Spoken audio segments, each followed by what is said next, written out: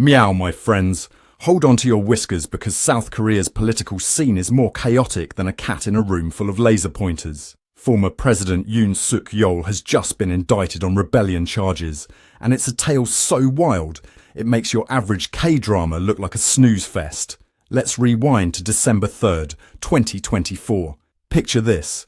Yoon, in all his presidential glory, declares martial law faster than you can say kimchi. His excuse? Threats from North Korea. But here's the kicker. It lasted a whopping 6 hours before the National Assembly collectively said, "Not on our watch, mate," and gave it the boot. Talk about a political speedrun. Now, Yoon isn't just any old politician. This chap was a hotshot prosecutor before he donned the presidential hat in 2022, representing the Conservative People Power Party. He probably thought he could prosecute his way out of this mess, but alas, the tables have turned faster than a cat chasing its tail. This indictment isn't just breaking news, it's shattering the entire news studio, my friends. We're talking about the first sitting South Korean president to face rebellion charges. The man's looking at potential life imprisonment, or even the death penalty. Though between you and me, South Korea hasn't dusted off the old execution chamber since I last caught a mouse, and that's been a while. So, what's all this rebellion malarkey about? Well, prosecutors allege Yoon tried to undermine the constitution faster than you can say soul-searching. They're saying he directed riots and deployed troops to assert control over the National Assembly. It's like he thought he was playing a game of Risk, but with real people and real consequences. One prosecutor, Kim Jae-ryan, put it bluntly. Mr. Yoon's actions represent a grave threat to our democracy reminiscent of the darkest days of our nation's history. Ouch, that's harsher than a hairball on a velvet cushion. The streets of Seoul have been more crowded than a cat cafe on adoption day. Protesters both for and against Yoon have been out in force. You've got Yoon supporters waving flags and chanting his name, while the opposition is calling for his head on a platter. Metaphorically speaking, of course. It's like a political mosh pit out there. But let's not forget the economic impact of all this political hullabaloo. The South Korean won has taken a nosedive, hitting lows not seen since the 2008 financial crisis. We're talking a 10% drop, my friends. The stock market's been bouncing around like a ball of yarn in a room full of kittens, with the Kospi index dropping 5% in a single day. It's enough to make even the most stoic banker break out in a cold sweat. Now, if you think Yoon's martial law declaration was short-lived, let me tell you about the Anglo-Zanzibar War of 1896. That little skirmish lasted a mere 38 minutes.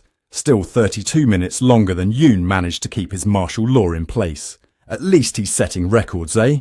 And what about North Korea in all this? Well, Kim Jong-un is probably grinning wider than a Cheshire cat. Nothing like a bit of chaos south of the border to spice up your day, eh? I can just imagine him sitting in his palace, munching on some popcorn and enjoying the show. The US is watching nervously, worried about what this might mean for their military operations in the region. It's like a geopolitical soap opera, but with more nukes and less romantic subplots. The international reaction has been a mixed bag of shock Pikachu faces and diplomatic "I told you so's." Japan's Prime Minister expressed deep concern, which in diplomatic speak is like saying, "Holy sushi rolls, what's going on over there?" Meanwhile, China's Foreign Ministry spokesperson gave a statement so neutral it could have been a Switzerland tourism ad. Now, the People Power Party, Yoon's political home, is in more disarray than a cat's fur after a static electricity mishap. Some members are still rallying behind him, bless their hearts, while others are distancing themselves faster than a cat from a cucumber. The party leader, Han Dong-hoon, resigned faster than you can say political fallout, leaving the party as directionless as a kitten in a mirror maze. Let's not forget, my friends, that South Korea has a bit of a history with presidential scandals. It's like they're collecting them the way I collect shiny bottle caps. Remember Park Geun-hye? She went from presidential palace to prison cell faster than you can say corruption charges. It seems being a South Korean president is about as stable as a cat on a hot tin roof. If Yoon is convicted, he might find himself trading the blue house for the big house.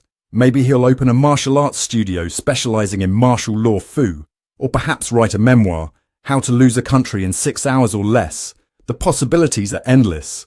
Looking ahead, this whole debacle could reshape South Korea's political landscape faster than a cat can knock over a glass of water. It's a stark reminder that democracy, much like my morning hairball, needs constant attention to avoid becoming a mess.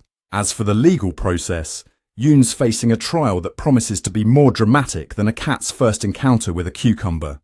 The prosecution is alleging violations of the Constitution, abuse of power, and attempts to subvert the democratic process. It's like he was playing political Jenga and decided to pull out all the blocks at once. The impact on South Korea's foreign policy could be huge, my friends.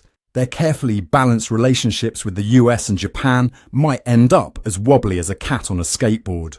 And let's not even start on how this might affect their stance towards North Korea. It's like trying to herd cats, but the cats are nuclear-armed nations with complex historical grievances. So, what's the moral of this tale, you ask?